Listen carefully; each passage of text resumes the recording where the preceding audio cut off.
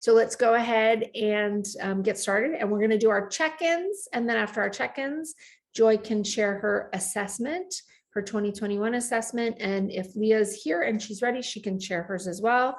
And then that's all we're going to do today. And then for anyone that hasn't done the conditionality, you have one more week to get that done. And we'll pick that up the second half of that exercise next week.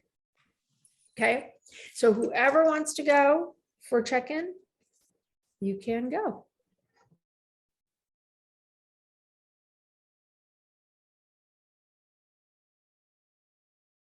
I see Missy and I reaching for our, who's gonna, so I have to, ta-da! I hung blinds in my bedroom. I did it myself. I no longer have a blue blanket over my windows. I have 3 blinds. I'm so proud of myself. It was not as easy as I thought it would be or was led to believe. I did, when I was struggling, I Googled 2 YouTubes and both of them said, would have been nice if you would show us how to do it from the top, and the instructions are perfectly useless. So I'm like, okay, I'm not alone. And they also talked about giving it a firm upper thrust. Yes.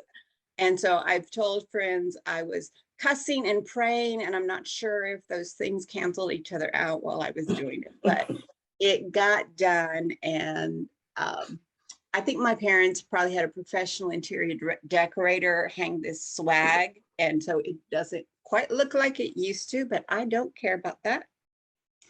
I'm just so thrilled to have blinds that work, that I did myself with a drill. I borrowed a drill. So now I have in my house, I have fixed my dishwasher, I have fixed my toilet, I have fixed my blinds. And this is the woman who I was one who was very intimidated by trying to fix anything, but I've had a number of, and I do have to say, well, primarily there have been some women as well. So I was going to say male friends, but I have male and women friends who are more fix-it, and I have learned by watching them and then being more brave. I was so brave once in my house in the country when my lock was sticking that I took it apart and it all went, and I was like, okay, the lock on the front door is just the same. I'll be more careful and watch it. So then I had 2 broken locks, and I didn't have locks in my house for about a week till I could have a locksmith fix them. So that didn't work out quite so well, but it did not daunt me from continuing to learn how to be more of a fix-it girl than I used to be. And so that's the good news. More good news. I've been really practicing this self-care of, I have an alarm just automatically set on my phone during the week. So, it goes, a lot of times I might be in a meeting, but I'm also realizing I don't have to wait for that alarm. And, it's like, I'm more, it's not time for the alarm, but I need to get up and stretch, and I need to get some food, or I'm being a little more aware of my body. And I am, I'm finding those breaks really helpful.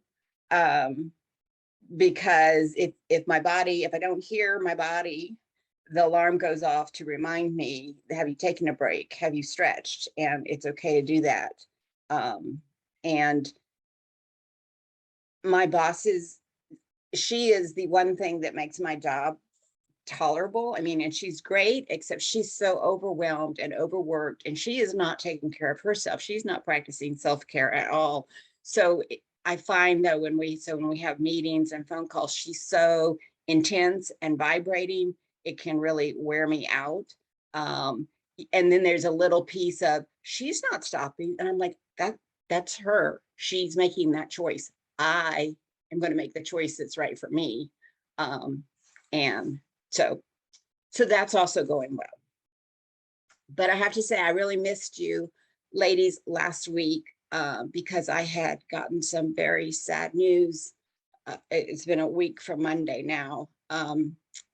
My friend Fafa, who had the cancer, and they thought the chemo, there was a very mild chemo treatment that most people tolerated, that, you know, can live for years taking.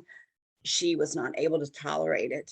And she is now in hospice, and she is only given a few months to live. And Dad and I are going next week. They're scheduling people who want to come visit her. And I just talked to her daughter last night, and she's like, you know, it might be a 20-minute visit a day, maybe twice a day. So they've given us kind of a block of 6 days, which I really wanted to stay the whole time. I've been having, I'm learning too. This is something else I'm learning with my therapist. When I talk too fast so that I don't have to feel the emotion. So let me sit with that for a minute.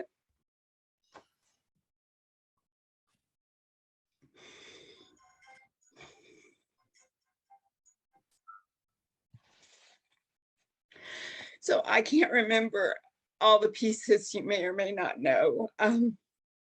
But this woman, Fafa, I've known since I was 2. And her husband, Jack, is the one who just passed away at the end of August, who I've also known since I was 2. I mean, it was in my house that they met and fell in love. And, you know, they're family. And to have Fafa be leaving now so soon after Jack, it's still hard to believe Jack has gone. And so, you know, obviously it's a big deal.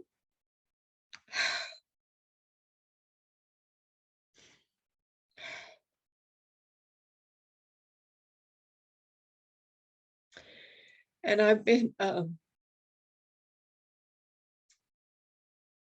struggling, but also being trying to be compassionate with myself about my level of patience with my dad, and conversations that we've had 10 times that he's never had. And I found that my tolerance is like, I can have these conversations 5 times and then I'm done. And he, you know, hasn't had them at all in his mind, and that's his truth and his reality. And I'm like, yeah, I've had them 10 times in detail, and I come to conclusions and have plans and don't need to. So part of this is like our trip to visit Fafa, and we had a long conversation.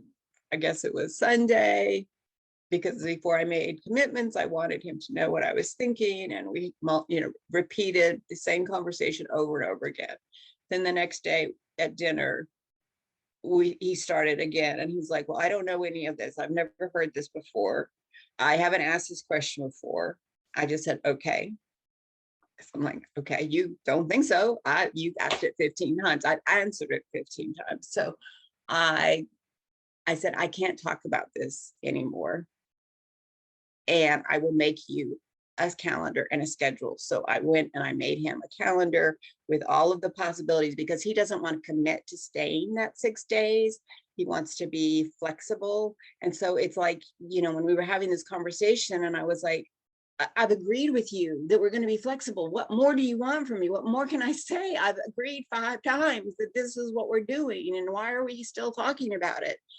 And you know, so then I made this calendar, and I put on there, you know, that we would be in Georgia for 3 days, and then still in Georgia or come home, with a question mark on a few days. And then we'll definitely be coming back on the 17th. If we haven't come before, we'll be staying here. Fafa's staying there. This is I wrote little notes on it and gave it to him. And he said, this is just perfect. And I'm like, great. This is just perfect. It's just what I would have done if we had talked about it together. So, and tonight I got to hear how much food he had on, I went and picked up some takeout, and it's like, this is enough food for 2 meals. Yes, that's fine. Eat what you can. I'm done. I don't need to hear this. I just don't. Anyway, so, you know, I do know I can't help it. And that's his truth and reality, that he does not remember. And, you know, and then he'll be like, I know I would have remembered that. I know I would have remembered if we'd had this conversation. I'm like, obviously not. So because of the way the trip will be with these, very short visits to Fafa, we will be staying in another house. In fact, I just saw an email pass through from the woman who's coordinating or organizing the people coming. There'll be a lot of downtime, and so it'll hopefully be a little vacation. I can maybe put Dad in a room and maybe hopefully get his headphones hooked up to their TV so I don't have to hear TV. But if we'll be staying in Fafa and Jack's house, and when we were there when Jack was dying, Fafa has a beautiful room she's fixed for herself, like a meditation writing. It just has such a good feeling to it, and I hope it's still like that, because I'd love to spend time in that room. So that's me. Thank you. Yeah, I think, coming back to where you started with the drapes. So that's another step closer to being able to be near your dad, but having a professional caring for him, because that, the challenge of what you're talking about, really, it will be much easier for you to come and visit, take him out to dinner, be his daughter, and not be his caretaker. So I love to see the progress, that you're making on the things that are the stuff, the barriers to that, moving forward on that. So I think that the frustration is very understandable. And just look at your drapes every time your blinds, every time you're wondering, am I making progress? It's huge progress. So you're on the way to, being able to create a safe space for yourself where you can engage with this stuff when you want to, and when you don't want to, you have your own space. Thank you. Anybody else ready to go?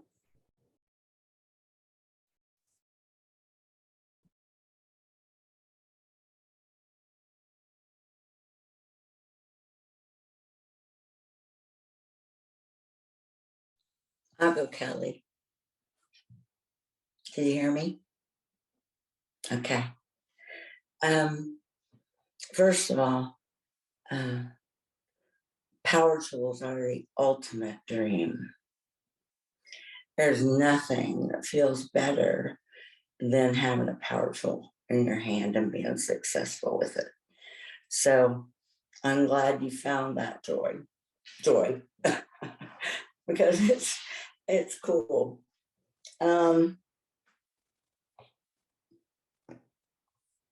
It's, I don't even know where to start. I feel like I'm in a bowl of spaghetti.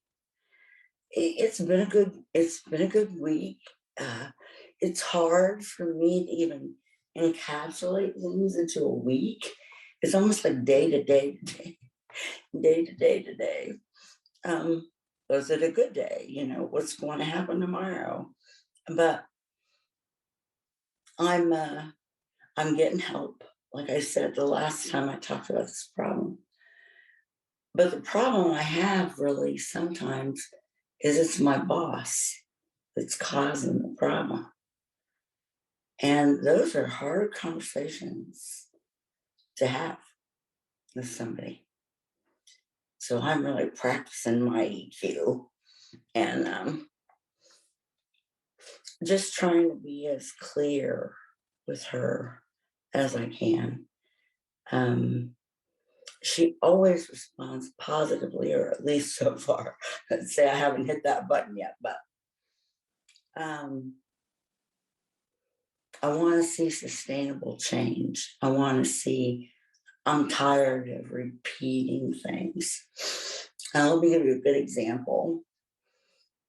I've really become annoyed in working with a leadership team of about 9 people, 9 professional, older, nobody right out of school people. And they seem to think that they need reminders to do their jobs.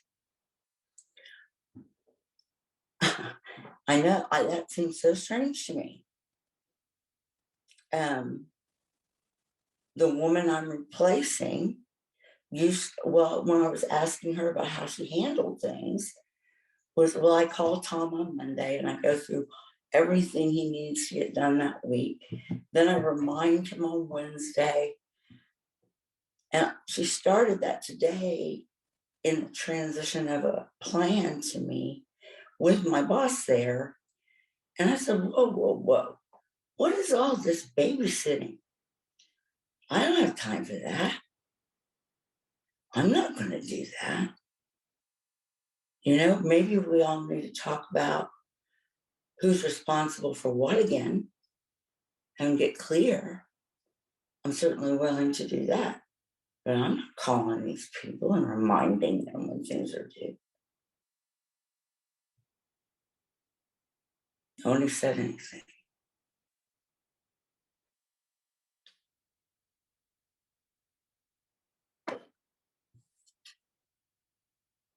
But I'm not. Doesn't that seem just ridiculous?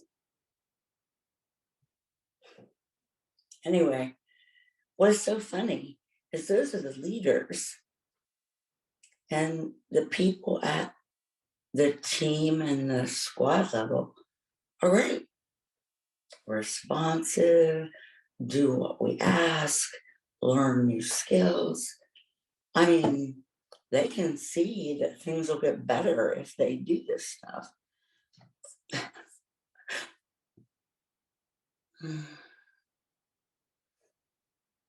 So I just have to, I'm so glad I worked on boundaries. I'm forever grateful for that, Kelly, because I'd be a mess.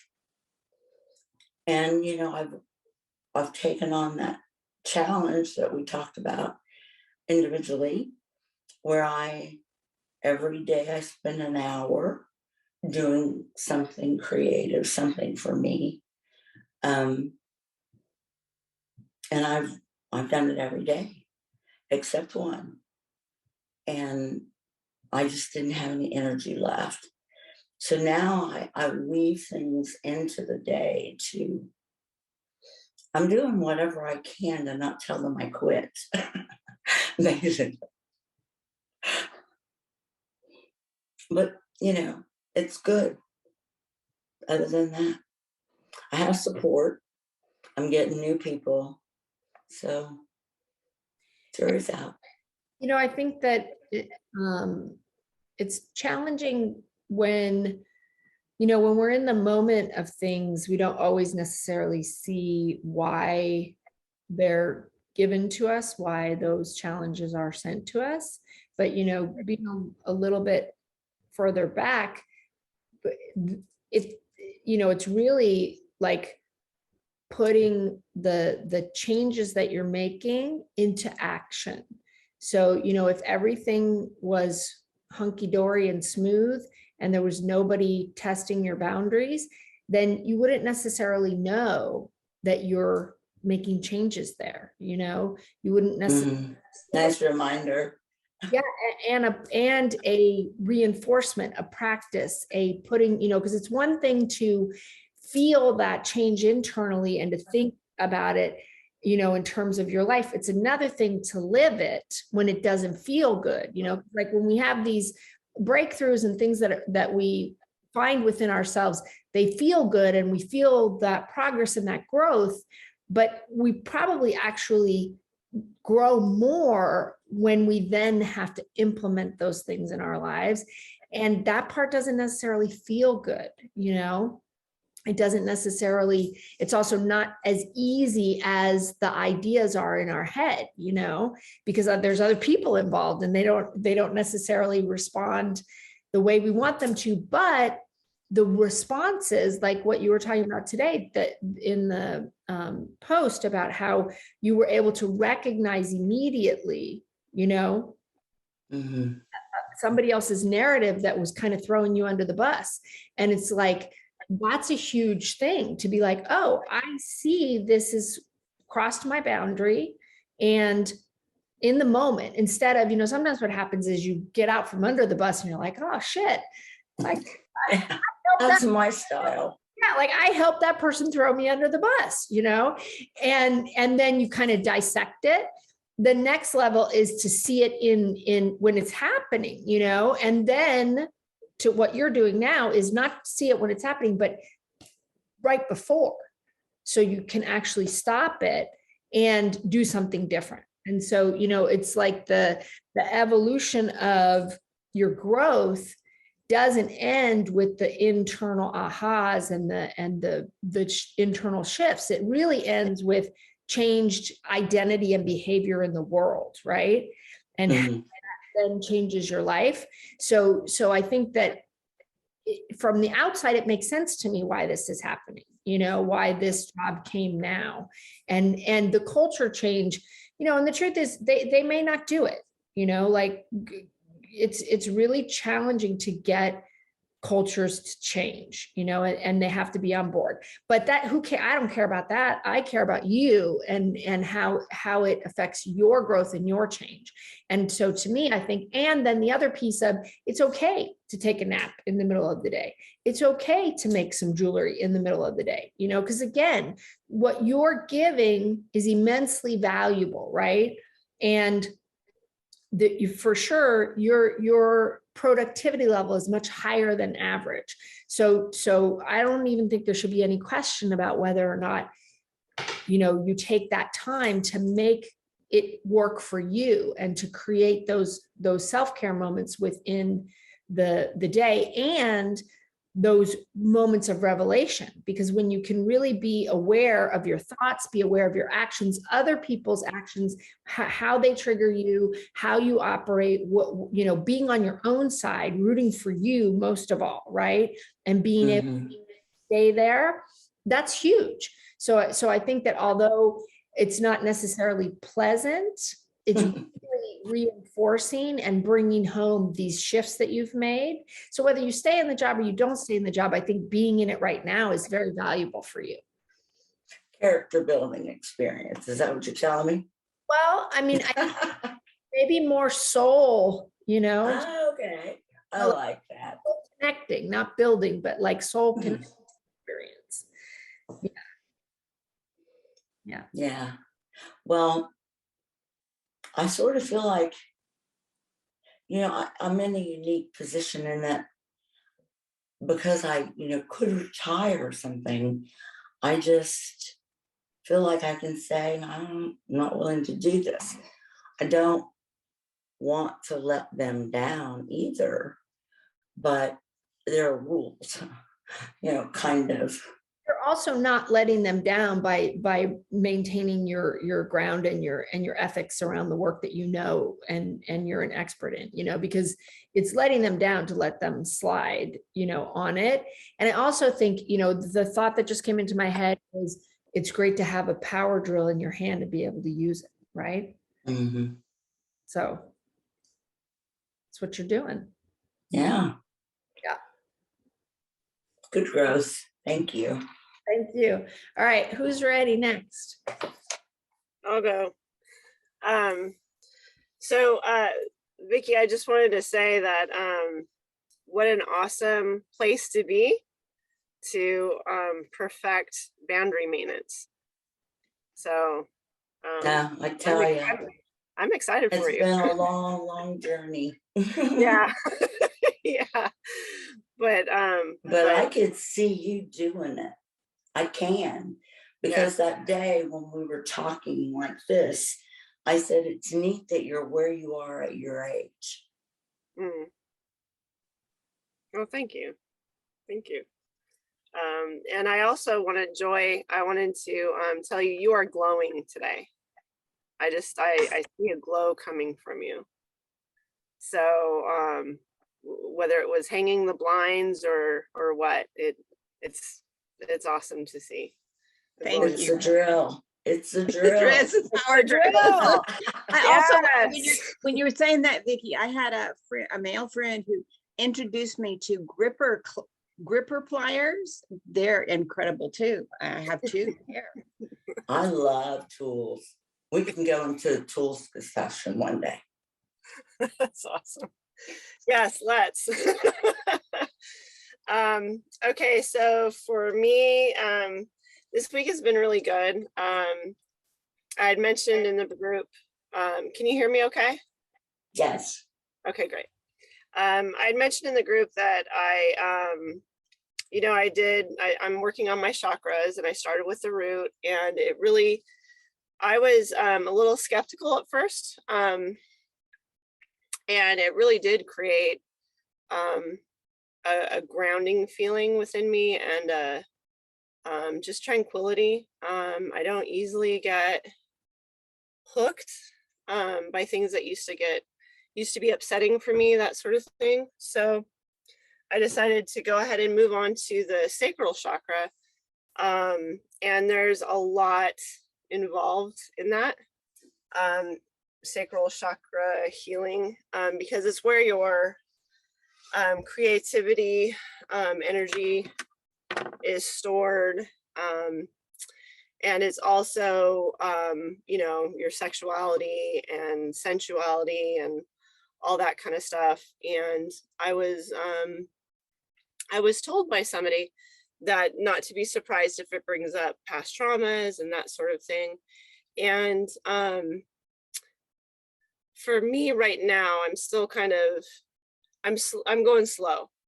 I'm just kind of etching the surface. And something that I noticed was in posting, when I posted on our group, was I had mentioned that there were so many, I really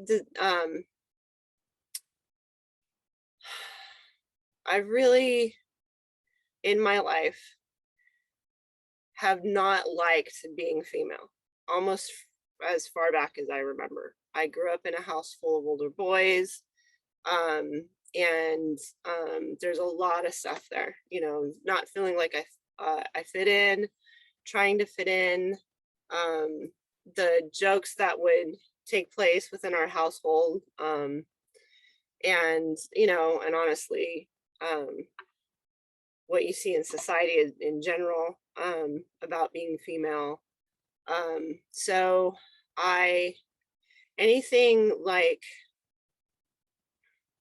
clearly female, I didn't want to have anything to do with from a very young age. It was funny.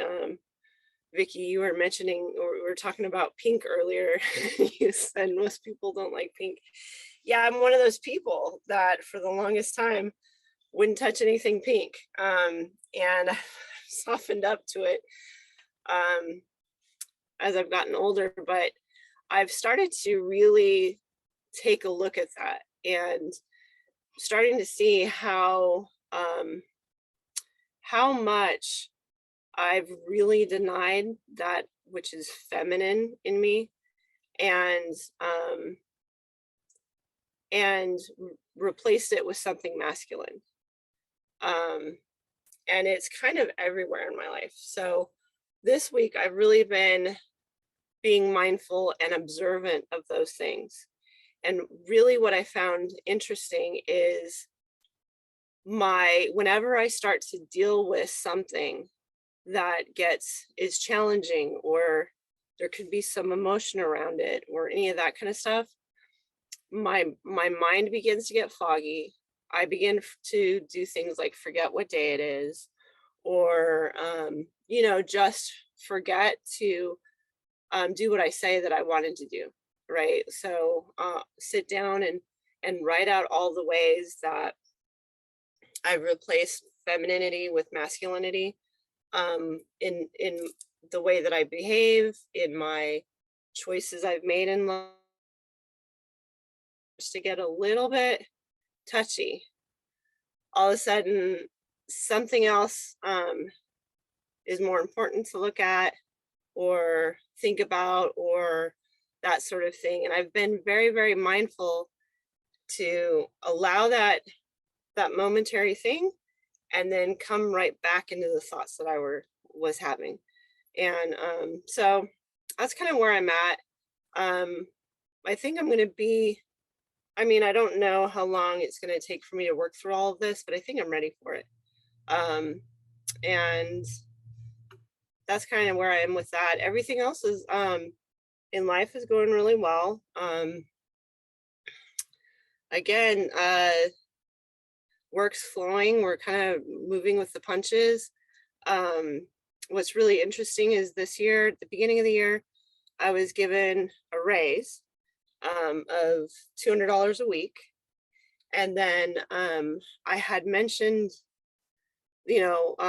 just in passing that, gas prices are gone up and it's a little on the expensive side.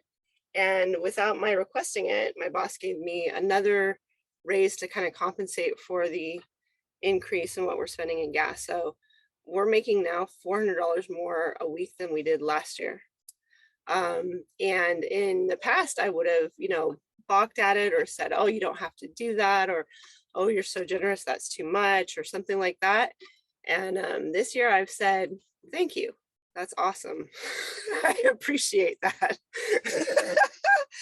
And it's really great because when we first were looking at it, the stuff that we do depends on the store count that Circle K has in this area, and they've closed down several stores, so we have less of a store count. So by just saying thank you, it has we were going to get a decrease in income, and it's more than made up for it. So saying thank you is an awesome thing to do.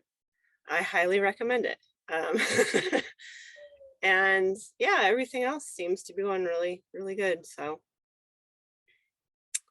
I'm grateful for this group because it's awesome for me to post in a place where I feel safe, especially speaking about, the things that can come up for me working through this, and knowing that I've got a women's circle that is supportive, and I've got a safe place to, explore this part of myself is tremendously valuable. So thank you.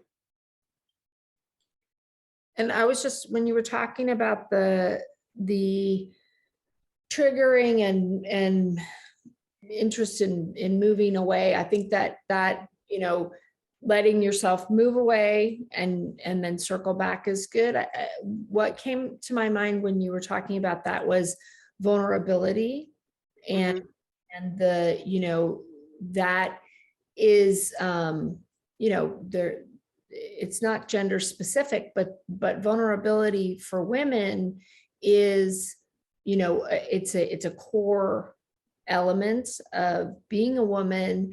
And it's, I think, sometimes seen as a negative thing, vulnerability, and as a weakness, as a potential danger. And so I think that sort of building up the muscle of your tolerance for your own vulnerability is going to be really important in this process, because it is all those things, and it's so much more, but there's so much of who we are in our vulnerability, and in allowing that to be in ourselves, and also giving that gift to others as well, and so, but I think that vulnerability is very scary, and even just with ourselves, being truly vulnerable to ourselves in an honest and open way. And so I think it's a process of like just sitting with whatever amount of your own vulnerability that you can tolerate, genuine, and then letting that be good for that, for now, and then just allowing more and more to be available.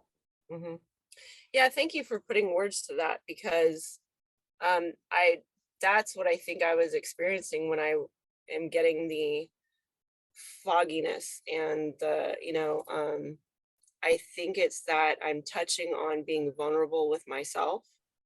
And I didn't, didn't have the words to express it. But that is really hitting very clearly that it is, and it's an interesting concept because, I've always considered myself to be very vulnerable with myself. And now I see how I've not been, um, while I was pretending that I am, right? Well, I think Um, it's harsh. I think that's a harsh assessment. I think with the parts of yourself that you're comfortable with, right. you've been vulnerable with yourself, you've been vulnerable with others, which we all do. We all, Mhm. but there's other wells, and so scary ones, the ones that we're not comfortable with, we just padlock those up, and Yeah. run away and stay over here. So it's not, I don't think it's disingenuous in any way what you have as experience. It's just that Right. I think your femininity is in those padlocked vulnerability vaults, Absolutely. And it feels as almost this other piece of me is slowly starting to emerge.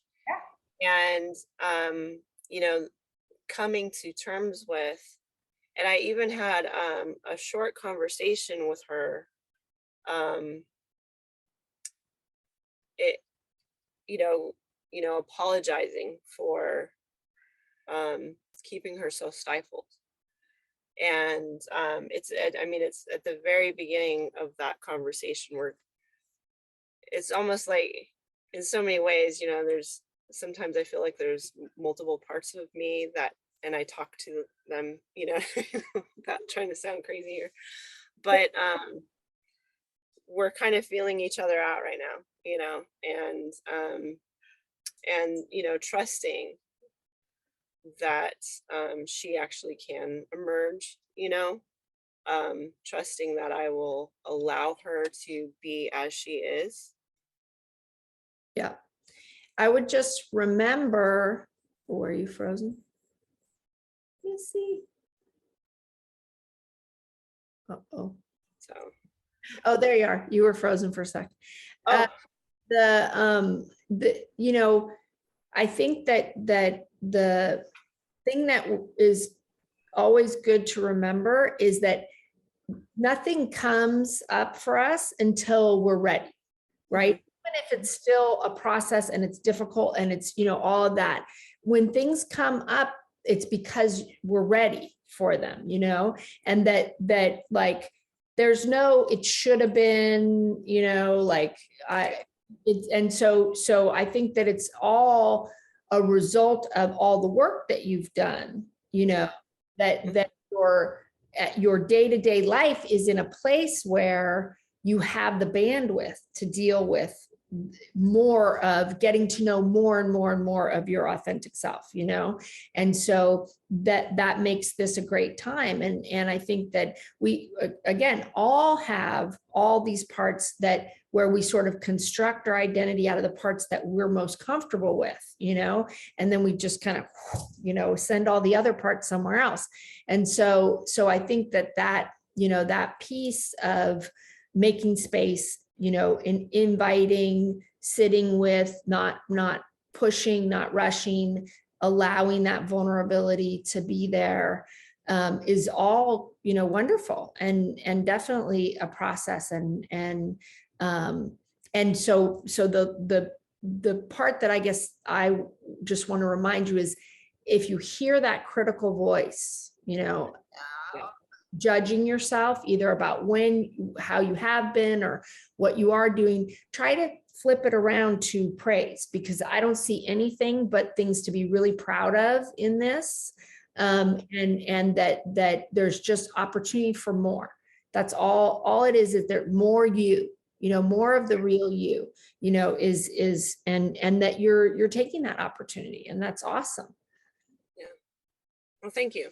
Thank you very much. And thank you all for the space. So I appreciate it. Anybody else ready to go?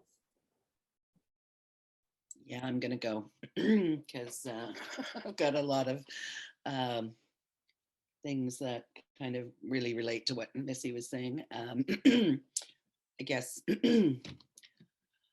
I've told you guys that, I've started working on being in my body more instead of in my head, and working on a variety of things. So, Missy, when I saw that sacral chakra post, and the last time I kind of did a chakra check, that was definitely the one that needed the most work. And, but what's interesting to me is that, like I've always said to myself, like I've always been very strong. I was really into women's lib when I was, I'm an 80s, sort of young woman going to university, and, like no guy was going to hold the door open for me and all this, rah, rah. So I feel the same, that a lot of the feminine side of myself, I've sort of, again, it scared me for a lot of reasons. And then, when you said it, I was warned that this was going to trigger trauma, and I have never believed that I have suffered trauma ever.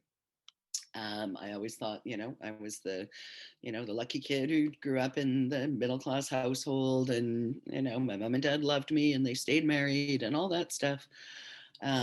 And recently, when talking to Kelly and stuff, she said to me, well, those are traumatic experiences. Like those are, and so I've actually been ignoring a lot of my other stuff that I'm supposed to be doing for you, Kelly, because I'm actually going through, like, and looking at things and saying, yeah, that was a traumatic experience when that guy,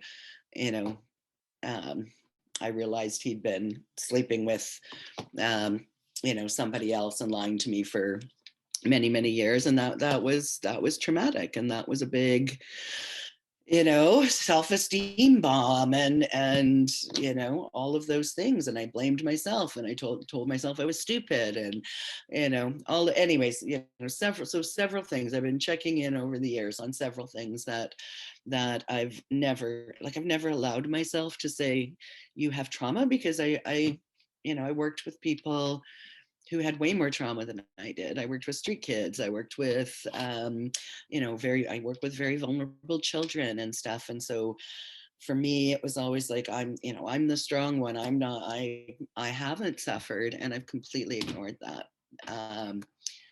And so that was a pretty interesting revelation to me at 60 years old, to all of a sudden go, hold on a minute, like I have been traumatized.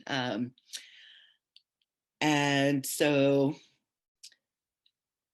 what you're describing, some of it I am also going through with, whenever I try to do some of the sensuality things I'm working on, like having a nice bath with aromatherapy, or, like something like that, I will avoid it. I will try to avoid it.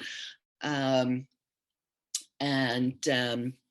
sometimes I can get beyond that, and sometimes I just don't.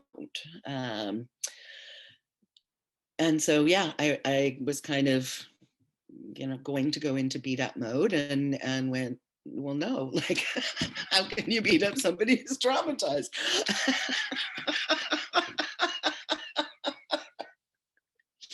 So anyways, yeah, and like, I'm actually feeling good about it, being able to see it, to admit it, and to say, okay, I can work through this. And a lot of the stuff in that thing you posted about the different areas in the sacral chakra were very, we're pretty bang on for the areas that I've ignored in myself or put aside for a long time. So my Kelly, my indigo order arrived right when we were in the meeting. There was a buzzer. So here, I'll share this little bit too. So I was on Chapters Indigo, which is a bookstore up here, right? Kind of like I like Barnes and Noble or something down there. And so I was looking around, and I was looking at the sales stuff, and it was another day right after I'd got off with Kelly, and we talked about, you know, these kinds of things and allowing pleasure and stuff. And as I'm going along, I look and I go, what? This store has vibrators? What the heck? Like, how could I not know that they have vibrators? So of course I had to order it, because it was like a sign from God, right? Right after I get off with Kelly, and we're talking about all the sensuous stuff and allowing this to happen. So I freaking ordered it, and it arrived just right now, like during our phone call. So, yeah, there's lots of positive movement coming from paying attention to my body. Yeah, and I know it's not going to be the easiest of journeys. There's going to be things that are going to, you know, sort of smack me in the face, and there are things that I'm going to run away from. But like right now, I actually feel quite elated. I feel quite good about it. So yeah. And other than that, you know, my week's been okay. I'm starting to feel kind of like the COVID days are flowing one into the other again, right? You know, what am I doing this weekend? Oh, I'm going to buy groceries, and then I'm going to do my laundry, and then I'm going to cook something, and then I'm going to watch Netflix. So I am trying to schedule some time within each day to sort of make a difference and do something creative, kind of like Vicky. Not as creative, because her jewelry is incredible. She just invited me to join her site, and I was like, wow. I love. But yeah, it's I don't know, and maybe because I had my booster too, so I had a couple of rough days, and so I was feeling a little bit sorry for myself in terms of those things. But really, when I pay attention to all the positive things that are happening, that's just kind of, I don't know, you know, that low grade Crappy feeling. anxiety is what Yes. right? Yeah. So otherwise, I'm feeling great, and work's going pretty well. I'm managing to maintain all my boundaries as well. I'm not doing stuff on the weekends. I am not doing things in the evenings. It's a slower patch, so I'm taking it and putting that time into doing something for myself instead. And yeah, and I've been ordering up a storm too on, you know, buying myself clothes and things like that. It's gift giving time. Yes, Can I of ask a quick question, Kelly, before you do your analysis? course, though. Have you two ladies ever thought about looking at stones around the sacral chakra? I used to do a lot of work in energy and energy stones. So I know of a few that really help. I'll put something together for you guys and get your addresses. Oh, that would be wonderful. That's awesome. I was actually going to ask you if you do work with I mean, you know, your page is the healing stone, right? So I That's figured where I started. Yeah, that's where I started. Awesome. Thank you. Post that on the group too, so if anybody else wants the information. I'll do the same for everyone here. So especially if you're working on any one individual chakra, because there are stones that are associated. And it just kind of, it kind of reminds you, if nothing else, of your intention continually, because it's on you. I happen to believe that they make it easier, but you know, everybody has their own opinions. The other thing too, which I think I shared with Joanne, but I didn't share with the group, is I was listening to, and then I talked to Alicia Bachman. She's a naturopathic doctor and a quantum energy healer that I sometimes work with. And she did a live earlier this month about just a kind of, you know, funky energetic field from like mid-November that has been ongoing.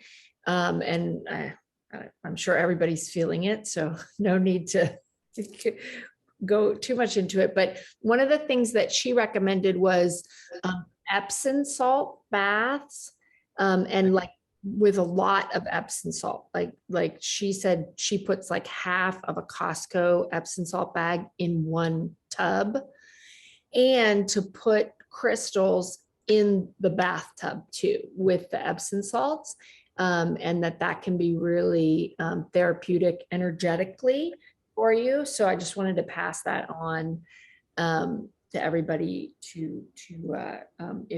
if that's something that sounds, like you want to give it a whirl and see. I've been doing it, and I definitely, I hurt my foot, and I've been doing Epsom salts and putting crystals in there, and it's much better. So anyway, I just wanted to share that. And then Joanne, I just, going back to, like our very first meeting on, just the very clear no, there's this whole part of me is a no with a big no. The vibrator just showed up while we're on the call is a significant movement. So congratulations to you. And I think the other thing on the trauma is, we have such an incredible need. I think it's a human need, but it's so encouraged by our culture to compare, and to evaluate our own relationship with ourselves against what we see in the world. And I just think it's such a mistake, because everybody's relationship with themselves is so very personal, and your spirit, your soul, yourself, that the connection with God and the universe and all of that is so individual. And we're all here with such individual, purposes and lessons. And, so that idea that, what you have experienced is lesser to you because of what your eyes are telling you about somebody else's experience is, we all do that. And it's such a disservice to our relationship with ourselves, because our experience is our experience, right? And the value of the connection is the feelings that our unique, self, our soul, our spirit, our personality, our everything, how we move through the world and what moves us, and what affects us. And it's so personal, and it's so different that I'm glad that you can identify the things for you that have been traumatic, because there's no living person, I don't think, of any age, like that doesn't experience trauma.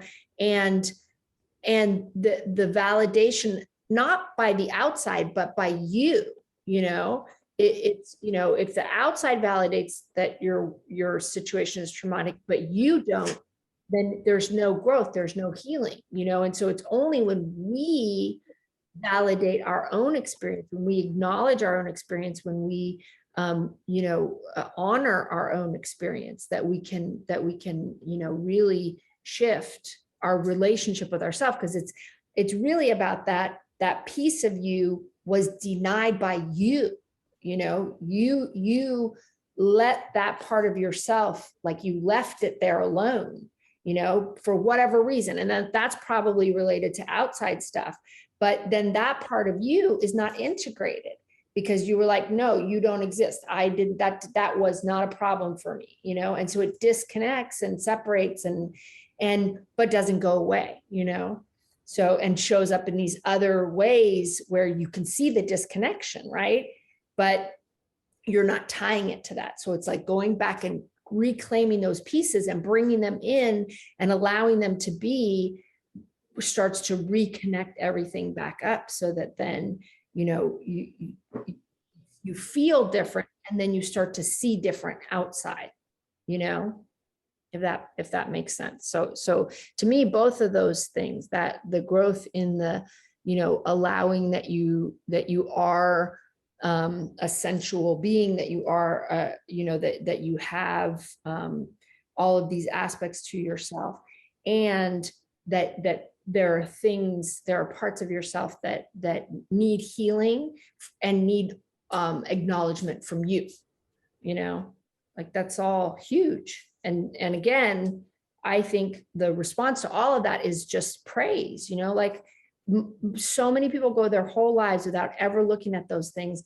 because it is so scary and because it is so difficult to just be with yourself in honesty. And so that's in all of that. It's just, there's nothing to me but praise for the bravery and the ability to just be with yourself and be honest and open with yourself. So yeah. And yes, I will take that, and I will give myself a big huggy. But again, I will also say that having the safety to have this group to be able to share with, and to have Kelly's guidance to work through that. I mean, wow, how blessed am I, right? How blessed are all of we? So all of us. All of us. Just one thing. We do expect a review on that next week. Okay. We'll see. It's here.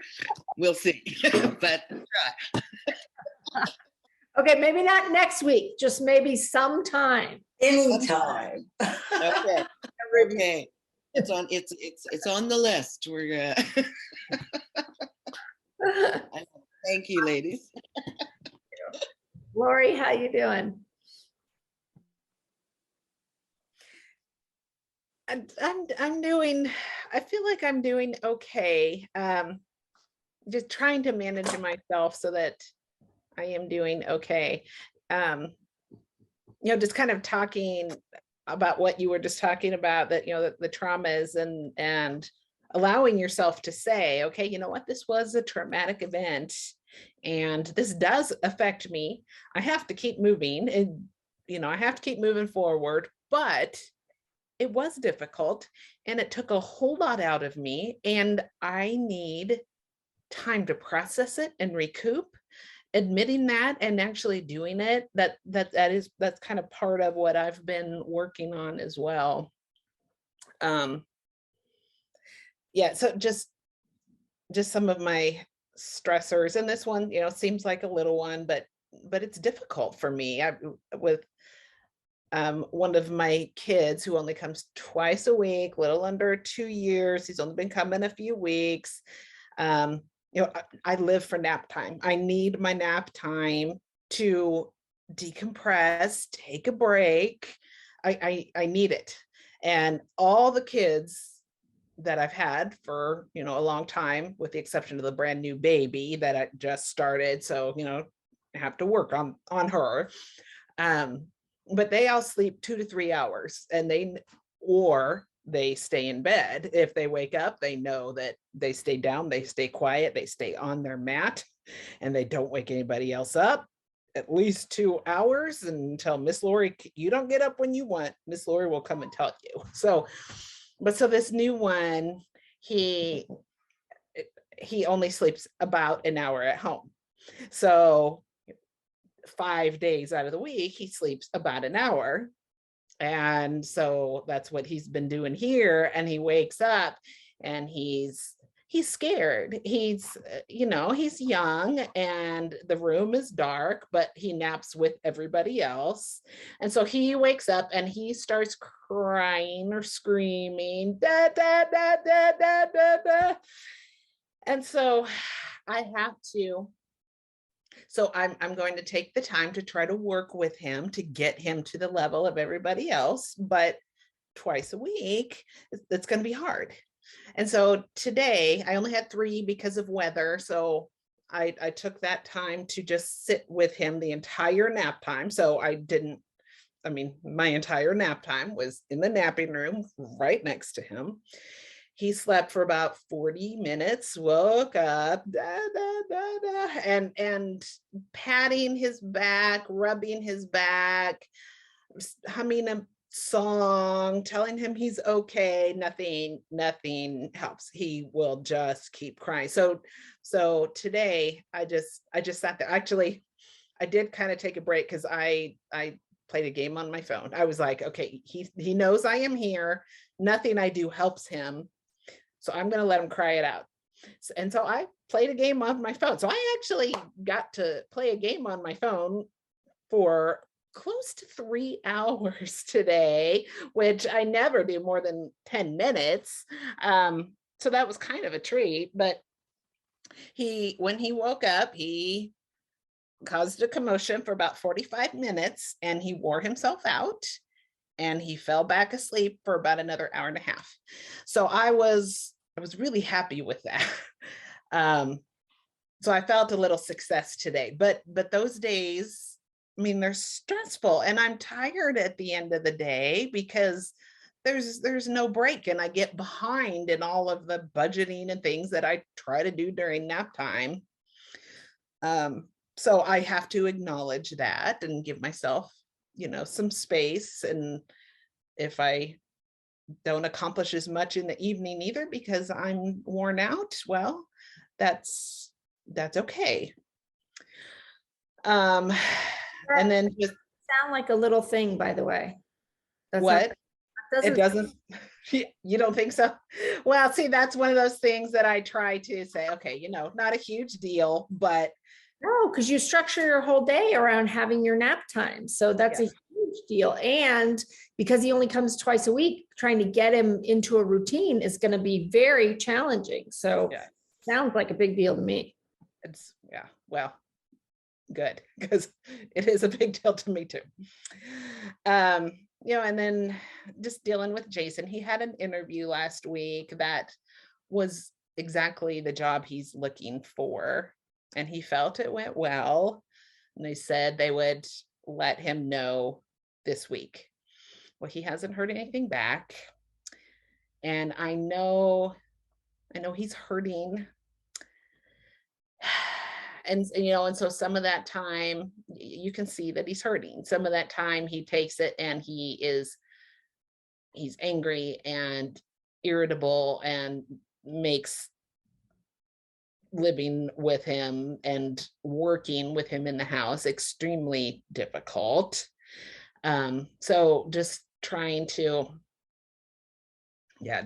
just trying to work with him and trying to manage. It was about a month ago now that he likes to play online gambling games. It's just it's a game, but you can use real money to buy fake money to play. Well, he spent $1,000 on his stupid game. And so I had to, and afterwards, he lost it all within, I don't know, a couple of days. And he realized afterwards I was out of control. But that told me that he can't set boundaries for himself. I will have to do that. So I've tried to do that before, changing passwords and stuff, but then he can find a way around it. And so I had to get more creative and found a good way to manage that. Last night he was trying to find a way around it again. He did not spend any extra money, but that's stress. And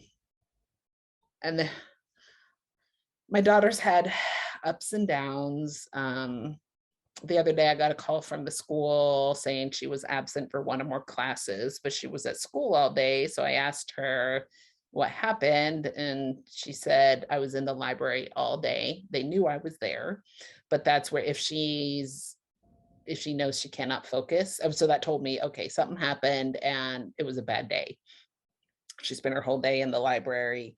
And then the next day she didn't go to school. So that's the first day she hasn't gone to school out of 3 weeks or so. And I boyfriend issues. They broke up and then got back together, and over the weekend they were here at the house. Jason and I went to run some errands. We were gone an hour. They were fine when we left. When we got back, he wasn't here. And so I thought, and he doesn't have a car. So he went for a walk. I assumed, okay, they got into an argument. He went for a walk. We arrived just as Aurelia was getting into her car, speeding off by herself. Then shortly later, Jordan comes back and said, yeah, we were arguing. I was hoping she would follow me and we could talk, but instead she took off. We have an app, Life 360, so I can track where she is. So she went for a drive, which sometimes is very therapeutic.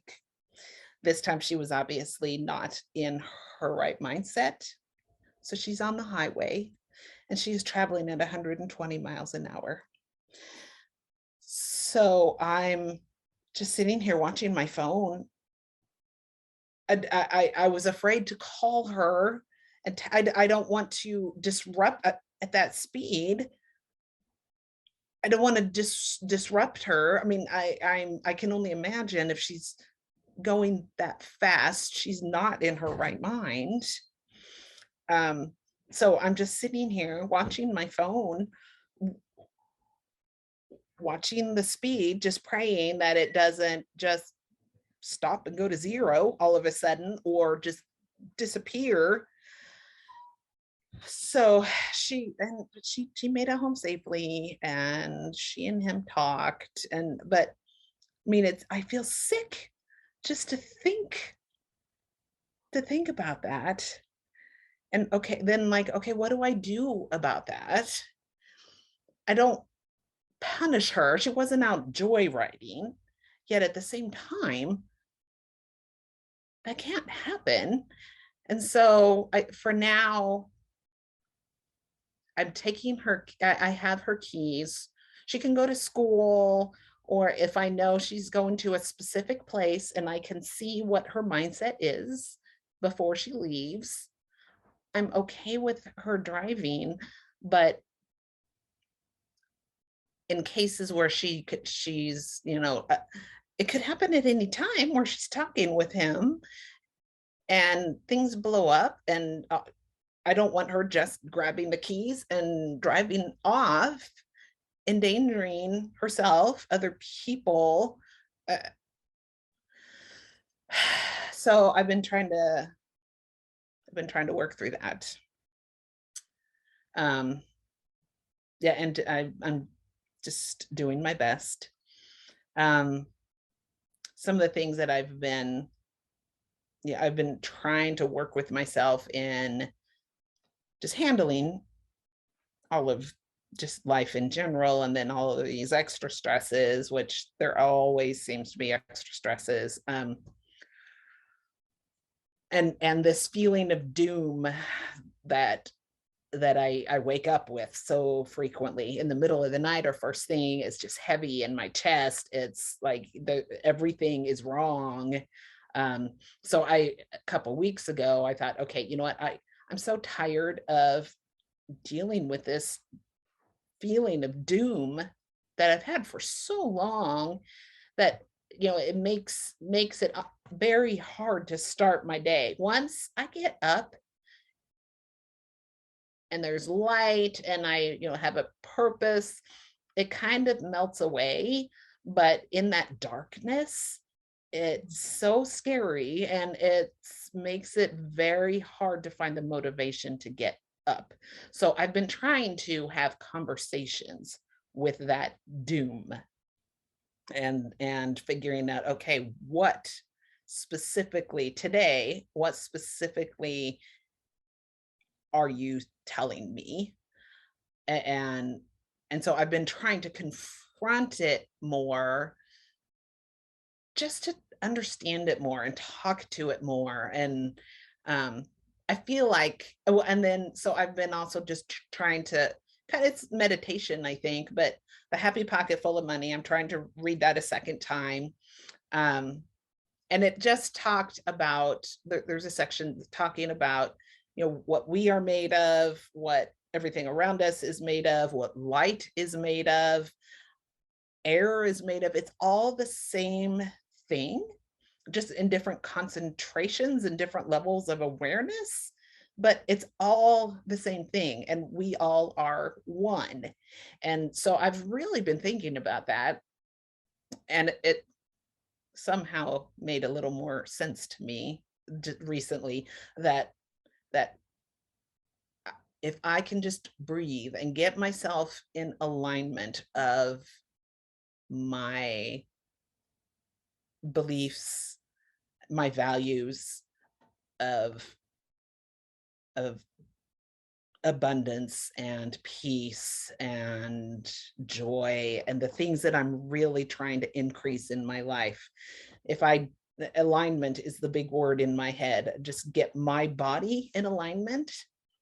And since we are all one, this may not make any sense, but to me it makes sense that when I do that, even though there's a separation between things around me, it still has that ripple effect. So we are all one. Everything in my house is connected. So when I get myself in alignment, it creates those alignment ripples to my environment and to my family. And so when I start to feel out of control, that's what I try to do. And I envision expanding that, and envision that everyone has their own choices, their own journeys, but maybe just some of that vibration, it will help me, and maybe it will help them and their higher selves get a little bit more in alignment as well. But that has helped. My feeling of doom, I just realized this morning that it's been a few days. It's less that I've been feeling. So I feel okay about that. And I feel like I'm managing myself better than I would have a year ago. And I'm staying focused, and I'm taking a little extra time for me, and just remembering that alignment. And I keep circling back to that, but that's been my stability lately. So if that makes sense. So that's where I am. Yes, it makes sense. And, I think going back to that, not allowing things to be what they are, not allowing trauma to be acknowledged, because, you don't want to get sucked under by it. You don't want to be unable to function and move forward. But, I think it's that balance of acknowledging and creating space for, allowing and feeling that, and knowing, because I hope that that you will move forward. You have moved forward through, there's no substance that can hold you, Lori. There is nothing that will hold you. So you will move forward. But I think that there's a release in acknowledging, because the experience that, everything that you shared, the child who won't nap when you need that time, and a screaming child is stressful, period, no matter what, under all circumstances, especially little teeny tiny ones, right?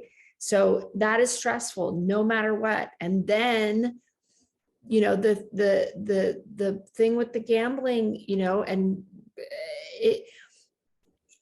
you need support, right? You need partnership. You need a second income. And instead you're getting that. So that, that's like, the acknowledgement of how challenging. And then, for him to be trying to get in there again, it's like, there's no learning happening there in terms of how devastating and destructive it is to the family, right? You know, so that's like acknowledging that, and just know that no feeling bad is going to hold you down. It's just not. That's just not who you are. You're going to get up and you're going to keep going.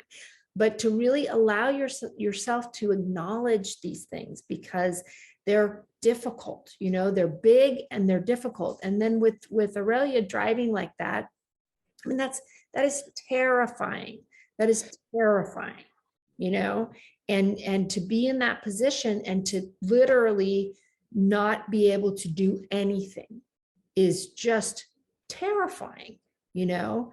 And everything you said about now, you know, you don't know. She can have a phone call whether she was fine when she walked out the door or not. And so that whole thing is I mean, those are all, like, any one of those things is huge. And then all of them together it's just, and I know I've said this before, but it's a lot. And I think that acknowledging that those things are, all of that is trauma. It is trauma. Those are all traumatic experiences.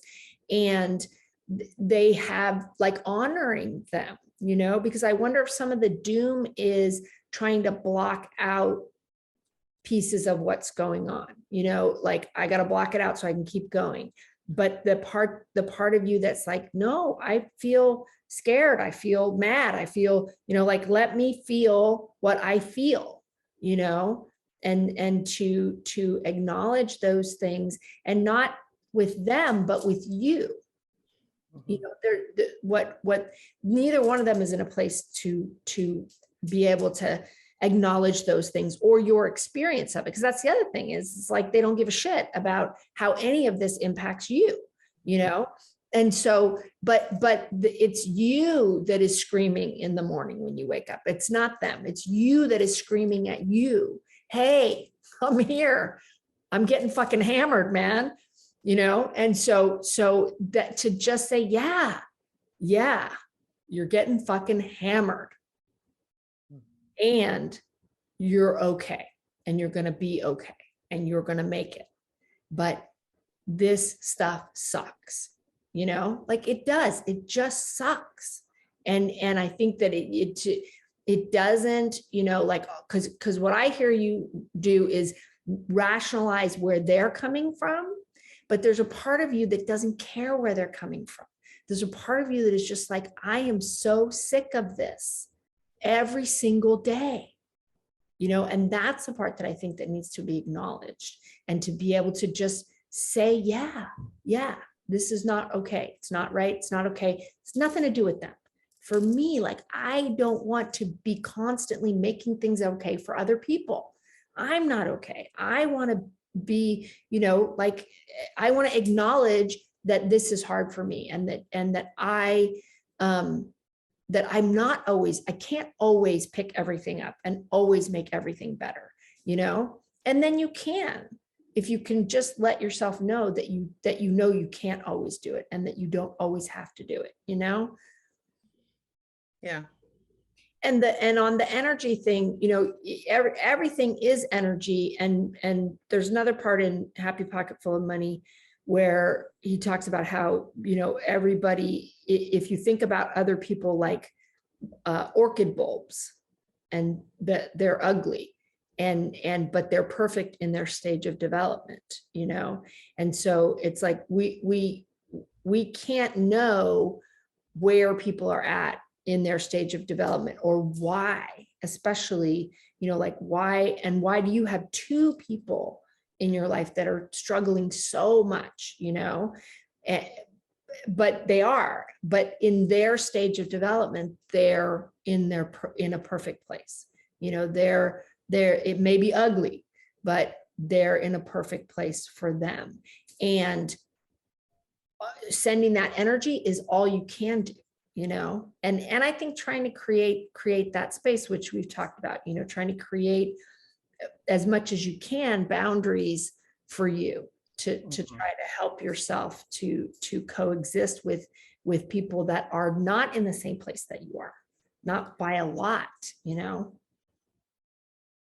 And the only other thing I would say too is just, I know sometimes when we talk about a support. It feels like more work to try to get support, you know, to engage with other people. But if it's people in this group, if it's me, you know, like I really think that you need more support. You need more support, you know, if just to, you know, maybe do like a audio post of venting or writing venting in the group, or, you know, like if you want to reach out to any of us, I just, you know, I don't know how you do it all alone, you know? And it can help to just to dump it and have somebody else listen to, you know. Yeah, that's probably something I can and should do more of, because yeah, it's me. It's all me. I mean, I know my mom is supportive and empathetic, but you know, what could she do? And yeah, it's me. So I'll look for ways to dump on you guys more. Yeah, and we're all here for you, you know, and it's a lot. It's a lot, you know, and I do believe there's a reason for it, but it's not always clear, you know. Well, how long is it going to take for it to be clear? Yeah, I don't know. Even parts of it, if they could, little parts could be clear just to keep me going. Yes. No, I know. But again, I hope that you are giving yourself credit for how amazingly strong you are, and also how amazingly compassionate you are toward the people that you love, even when they create trauma and difficulty for you.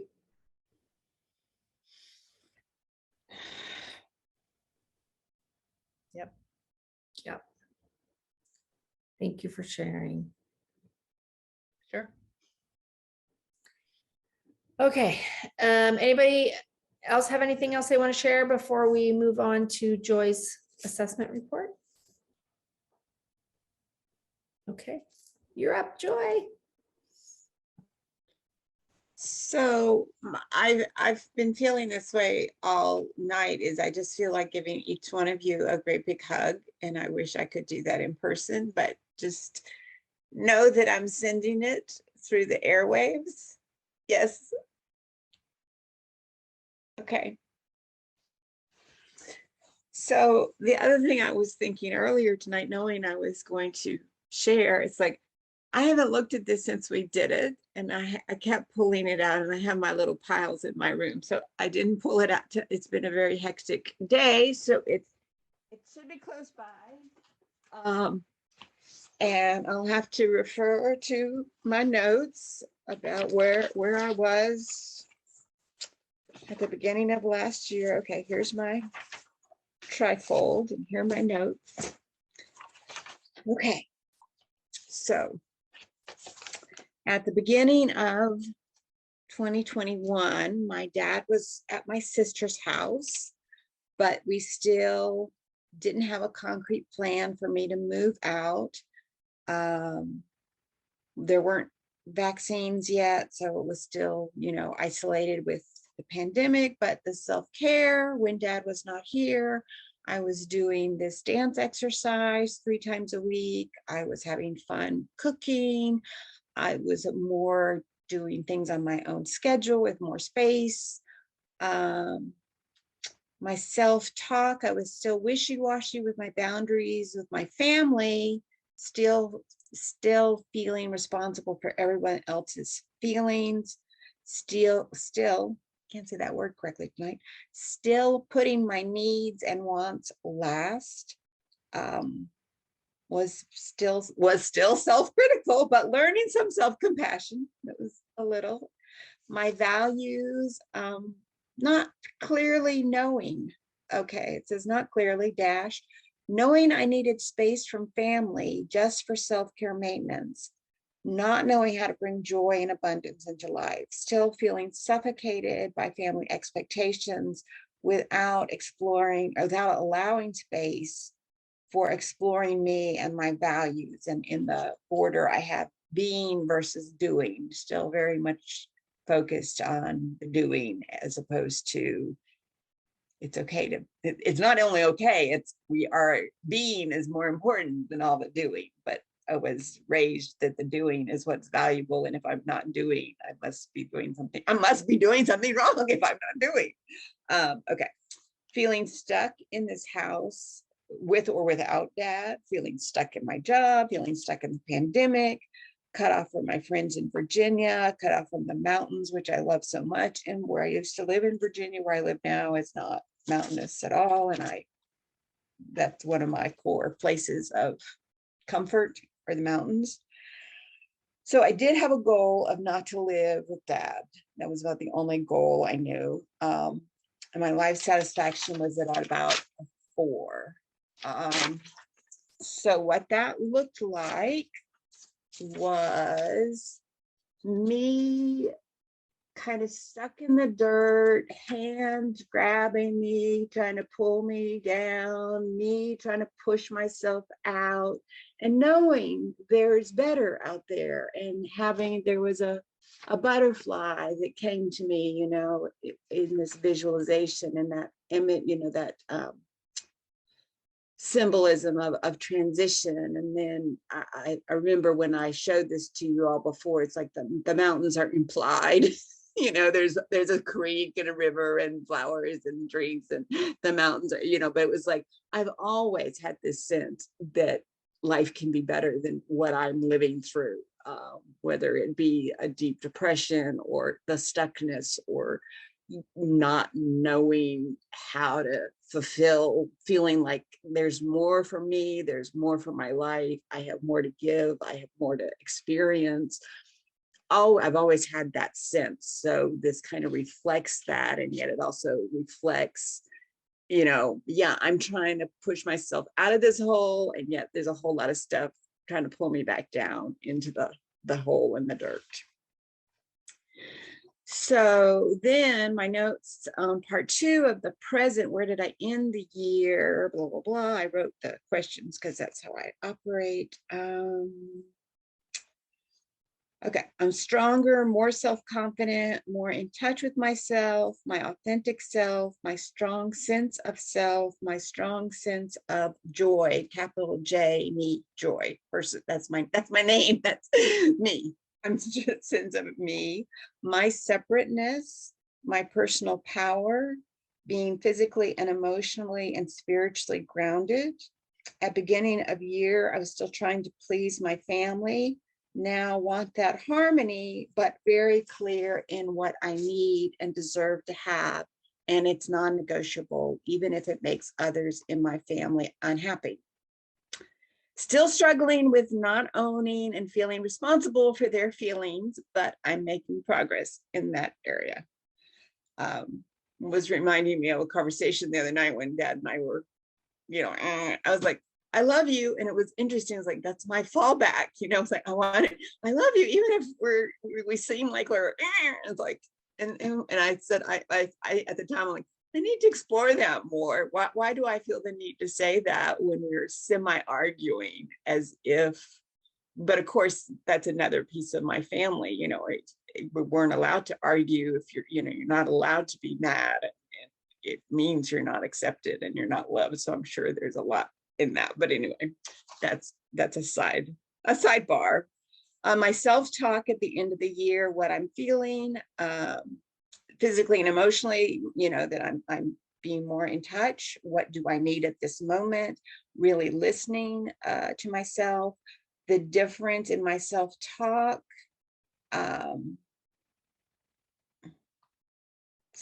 more critical, ignore, shut down all feeling. I guess that's the difference. Is previously my self-talk was more critical and I would ignore, shut down my feeling, and I didn't listen to myself. I numbed out, you know, with thinking or just zoning out, taking naps, so I didn't have to be present. I see you, Missy. Yeah, so that's how it is. It's different. My self-talk now is related to feeling grounded, and like having this amazement at gravity, you know, as I feel myself sitting in a chair and my feet on the floor, or in my recliner and my legs being supported, and you know, this power of gravity that just exists holding me on the earth. Less critical inner voice, it's gentler. I'm giving myself choices. I'm aware of making a choice, moving away from black and white thinking, my self-talk, instead of all good or all bad, you know, all or nothing, perfect or failure. I'm, you know, moving away, trying to blend those gray areas. And Kelly and I talked some about that the other, you know, in an individual session.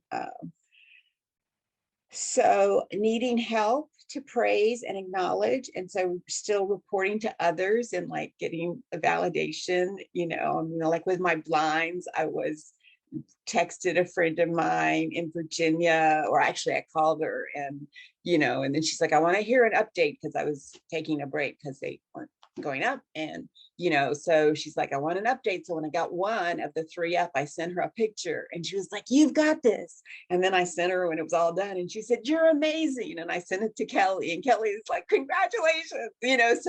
So still needing that external validation, and I don't know that that's a bad thing. I think part of me thinks that's a bad thing, that I'm supposed to be able to, you know, be fine without anybody else. So just throwing that in there.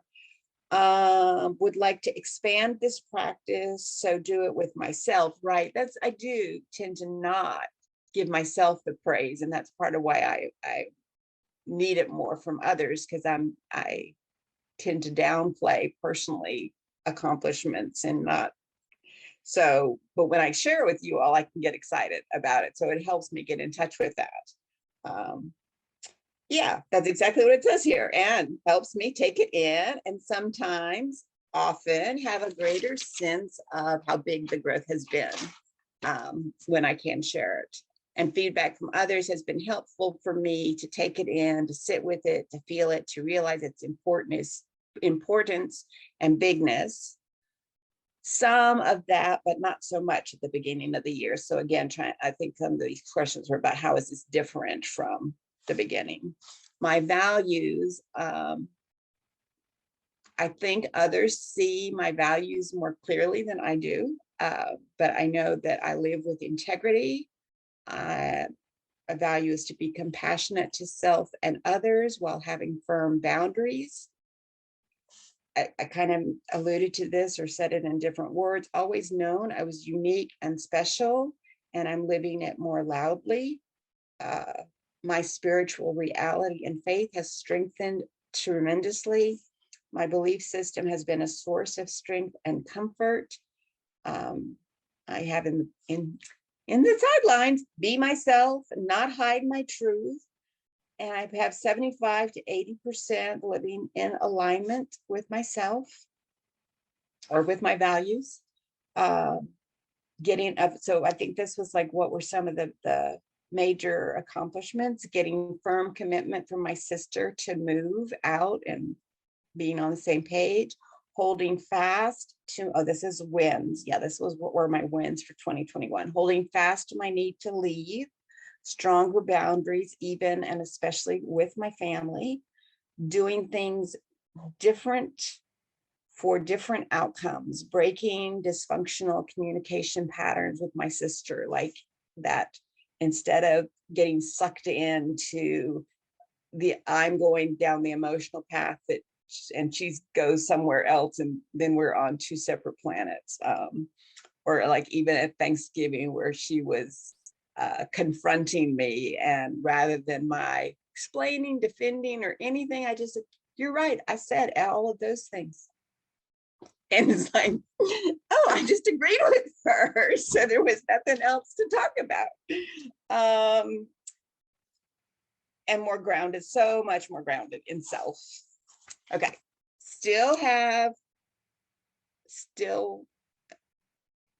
okay, I think still with boundaries with families, meaning I think I, still have issues around that. I still need more growth.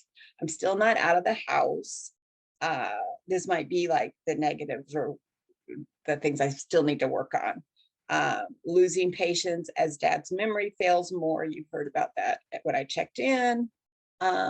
Did not meet the goal of leaving the house, no, but made major steps. My level of satisfaction now is 6 to 7. I think some of these things about goals, I say balance, flow, fun, work, responsibilities, structure, routine, habits. My therapist and I talk about a container because, of course, I hate the words routine, structure, schedule. I understand, Missy, you're a resource for me on those things, and we'll talk later. We'll connect later. I invested in myself by connecting with Kelly and to, continue this self-care and resourcing myself, listening to my body and my inner voice. And I'm not sure what those are answers to, but we're still working on. Yeah, that might be, yeah. Still working on, and these are some of, all of me is lovable, believing that. I don't have to please everybody. It's okay for other people to be mad at me. Energy is constantly available. Not letting my inner child run the show with immediate gratification. You can't make me. I don't hear you. La la la la la. She's really good at taking over. I'm really good at letting her take over. So we're trying to learn boundaries with that inner child without her feeling like she's being put in a cage, which is how she felt as a child. So my now picture was, again, I wish I could be a better artist, but this was like a gem in the rough, and I was trying to make it iridescent and the little rough spots, and it's like there's glowing coming through, and I'm working on sanding down, smoothing out the rest spots so I can shine better. And I wish I was the artist that some of you are, and I'm thinking, like my connection piece. I'm also thought about this. This is how they're connected, is this path. Kelly talked about, what is your colors? And so really it's purple and turquoise, but I didn't have a pretty turquoise, and it was little and it got bigger. And in my vision, there were also kind of like steps, but I didn't want to draw them in. Somehow that was too linear. But I'm also thinking about this notion that I've seen my life as a path. And even if it wanders, it's a path. And I'm thinking I might need another image for my life. That,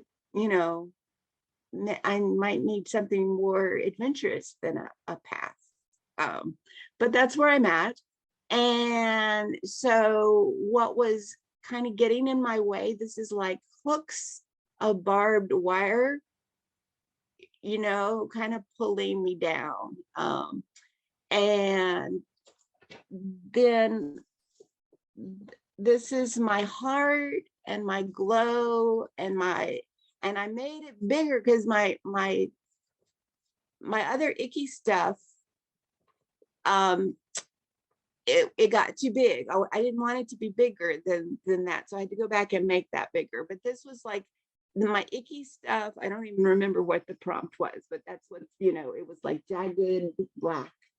And then there's this meditation I used to listen to go to sleep by, and she would talk about letting your breath out, when you breathe out this dark smoke and all of, I don't know if it's your stress or I can't even remember. It's been a while since I listened to it, but it's like, and just see it disappear. And her voice is so mellow. And she said, just watch it disappear just like that.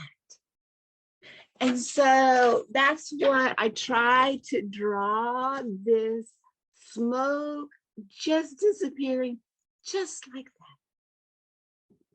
So that's my And did you share, was that last part of your sharing the how part? Or, because I was thinking it was still on the now part and not on the how. Did you share the? Okay, so maybe that's what this was, January 2nd, how of 2021? What do you believe about yourself that you didn't believe? Yeah. All right. Small steps lead to big changes. I can create a life I love. I am brighter than I thought. I can shine. I'm friendlier to strangers than I thought. I can ride the wave of emotions without getting overwhelmed. The pain, crying, grief does pause. It doesn't go on forever. I can run physically. Recently, on my walks in the woods, I have run at least a little small. I didn't know my body could still do that. I wasn't sure I was still capable of running. And I've run twice, and one's a little longer than the other. And I know I am older than I look. And I don't get any exercise, so I didn't know. Anyway, I can set boundaries with my family. I can change old patterns of thinking and behaviors. I am not the same person I used to be. What thoughts are you having now? All is information for learning. So meaning, if I don't achieve like a goal or something I've discussed in this group or with my therapist or whatever for myself, it's like, it's not that I failed. This is information to learn from. I'm more gentle and compassionate with myself. I'm able to tell the critical voice to shut up. Not, I mean, that, you know, and I'm saying, I'm kind of, I want to honor all parts of me, but that voice does not need to be so loud, and that voice might have had a purpose. And so I don't want to be ugly to it by saying shut up, but I have, when, you know, I think I told you the experience. I was going in to wash the dishes that I'd let sit for 2 days, and that voice said, oh, look who was so, you know, negligent and left the dishes. And I was like, wait a minute, I made a decision not to wash the dishes for the last 2 days, and I am now going to do them. So stop talking to me. You don't even know what you're talking about. That kind of thing. So the bad is part of getting to the good. Suffering does make me stronger and helps me build strength and not collapsing, or at least not for long. There is a reason. Know what I want, my 3 main goals, and my mission to shine authentically. I can create a life I love that's possible, doable, not pie in the sky, not too late. I can value the past and how it brought me to here, value my life to date, not just the suffering, but what I have contributed. What are you doing? I'm riding waves of emotion with outside support. I'm speaking compassionately to myself. I'm considering choices I'm making, knowing I have a choice. Using resources, being aware I have resources, that I'm not all alone. I have internal and external resources. I'm doing more forest bathing, more sharing my authentic self. I'm trying new things, like how to balance my time, being more relaxed about work and taking naps in the middle of the workday.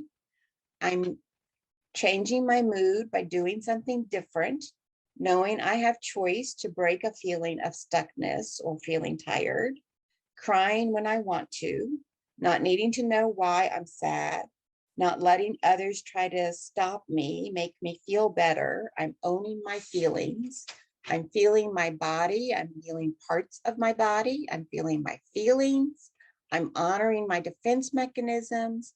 I'm holding my inner child. I'm providing her more comfort, safety, and acknowledgement when she's scared. What qualities have you been using in your life and relationships? Kindness, patience, compassion, acknowledging growth and strength and light, listening to body and emotions to know what I need, want in that moment. Persistence, taking time to process, not taking next step until ready, until I feel it feels okay. Love, faith, prayers, grounding, mindfulness, being present, escapism through my reading and computer games. This says expressing anger at others / guilt. And those things are slowing. So that escapism and expressing anger and feeling guilt about that is slowing me from getting where I want to go. Opting for the short-term so-so instead of the long-term joy. But then I have over here helping me grow, take small steps to huge gains, moving me to knowing deep who I am and what I want, more and more in touch with authentic self. Old pattern was don't upset anybody. I'm a bad person if I do. That holds me back from my truth, invalidates my feelings, and causes need to listen to message. Oh, I need to listen to the message the anger is giving me. My boundaries have been crossed. This is not acceptable, okay with me. This is not something I want in my life. What else might make these qualities be useful for, and how can you expand the ones that are serving you? Kindness to self and others, be able to see in more than black and white with self and others. When I do see in black and white, that's someone else's belief because it's not the belief of my authentic self.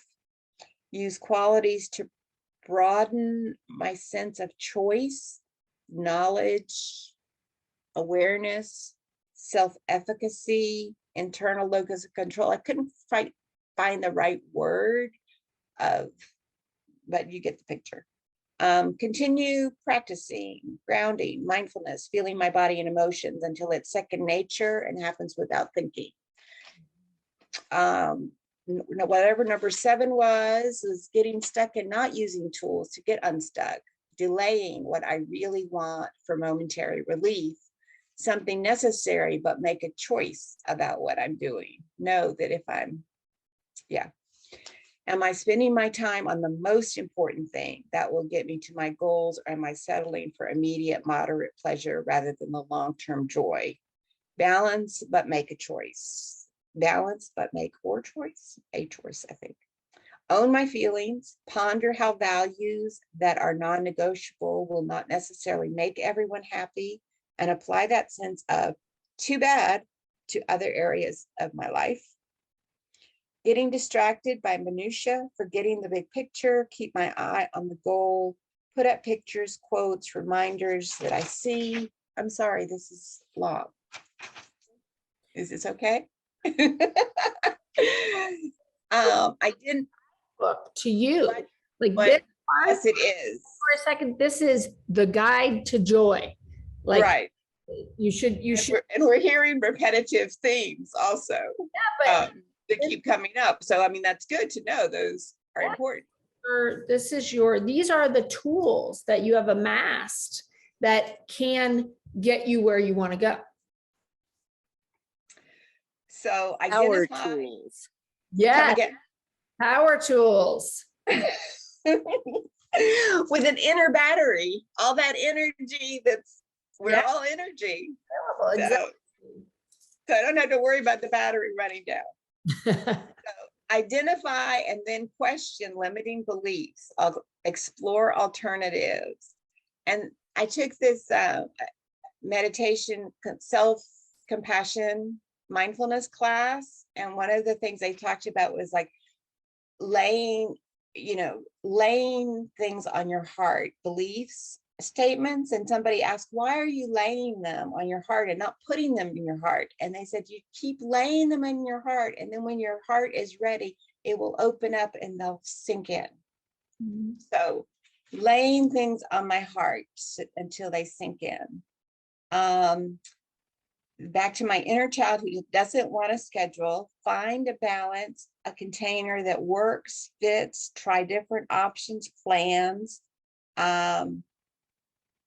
Find people who've got what I want and learn about them and what is different between them and me, a balancing act, being willing to keep trying different ways to meet my inner child's needs, and pursue my goals. Letting her run the show is not getting me where I want to go. Staying up late at night, sleeping in late in the weekends, reading, computer games, sleep, energy, exercise, dance, finding me time during the day that is satisfying. Challenge the idea that reading and games are better than living a life that I love versus one I survive. Again, awareness of choices. Consider how delayed gratification in the past has served me. Find examples in my own life. Persistent, consistent effort led to something I wanted, but not immediately. And I wrote down some of these things from my past. Then living a life I love is attainable. Do I believe that? Journal about that, and that I deserve. I am worth having a life I love. And then there was all of this about beliefs. And then Kelly's like, circle the things that you want to keep. This is what this looks like, where I have like pages of beliefs, and I circled them all. You know, I have beliefs and thoughts and doing and qualities and release and more release beliefs and thoughts and actions and qualities. I mean, so, you know, I have 3 more pages and it's all circled. But I feel like I've taken up enough space. Oh, it's awesome. But I mean, I hope that you will watch the video of this. Yeah, because I would look up occasionally and I would see some response from folks, but I wasn't getting. You to take in the breadth, and I would say this to all of you: go back to the meeting where you shared your assessment and listen to it again, because it's not just. I mean, and I love the praise, but that's really not the point. The point is you all developed concrete tools, concrete knowledge about yourself that you didn't have a year ago, concrete tools. You were able to create those things, build those things, move the scale of your own satisfaction with your life with that. And if you think you moved it 2 to 3 points this year, what if you could do that every year, and the higher you get, the harder it is to move it. But that you can continue to use these tools, continue to build on them, and continue to elevate your own satisfaction of your life with the things that you have learned to do that are effective for you. And this goes back to that individual experience. Something that's effective for one person is different. The belief that needs to be let go by one person is different, and so this is why it's so valuable to really look at that how, because the progress, noting the progress is valuable, but the how is gold, because that's what you can take in that book, the January 2nd notes, you Right. can take them with you into the future, and build on them and create even more tools and level up that life satisfaction to more points this year, and really, but the statements that you made in there about belief shifts are phenomenal, and the concrete qualities and tools and beliefs that you can use and are using to change your life. I mean, it's huge, huge. And it does feel huge. I mean, the stuff with my family, these enmeshed boundaries, Yeah. I've been playing this game for decades, all my life. And I'm starting to count. I'm starting to value me Yeah. and separate Yeah. and say enough is enough. And the world is not ending. Right. It was like shaky there for a minute. Is it going to end? Is it not going to end? Right. Right. And so then you have that knowledge. It's not going to end, Yeah. So it was interesting.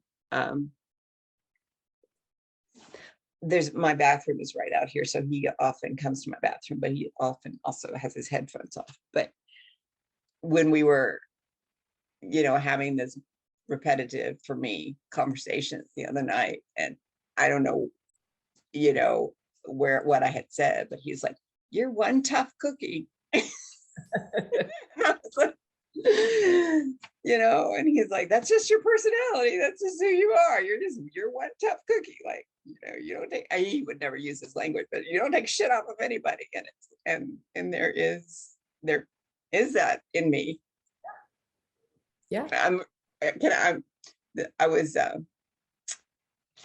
at a meeting once when we were dividing into pairs and working, and the pair I was with, I'm like, if we stay here and sit on the sofa, we don't have to move. Other people will just go and have to find their own space. And he looked at me, he was like, "You don't play." And I'm like, "Yeah, why should I be wandering around finding some other place?" I'm like, "We'll just stay here and claim this room while they go off in their own." They have to go. "You don't play." I'm like, "Okay, I'm here."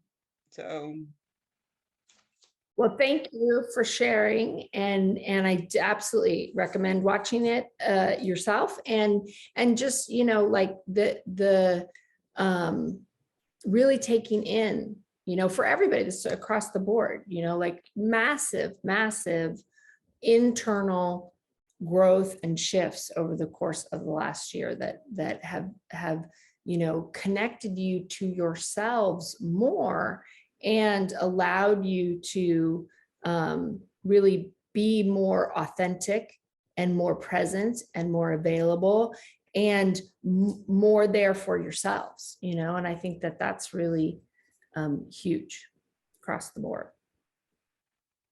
and I just want to say, like, and I'm sorry, I can't, we all I think are feeling this, but so grateful for this group and for this safe space. And as you know, I'm part of a women's circle in Virginia, which I haven't been able to be physically at much of the last 2 years. And to have these two circles of women supporting me. I had another friend who wasn't part of these groups, but she said, because she was married, but she said, "This is why women go to the well, so they can come and share their problems and talk and whatever." It's like, back in the olden days when you'd go to the well to get the water, for the family. And so it's like, and also I'm just now thinking of the imagery of that, of the well of support that comes from these very special relationships, and how I haven't, in some ways, I haven't known you all for very long, and yet we're so deeply intimate and supportive and loving, and to have that is such a gift, and I thank you all. Yeah. Beautiful. And it's all because you guys are so available. You're honest, you're open, you're here, you're here for yourselves, and you're here for each other, and it's beautiful. Anything else anybody wants to share before we close? All right. See y'all next week. Thank you.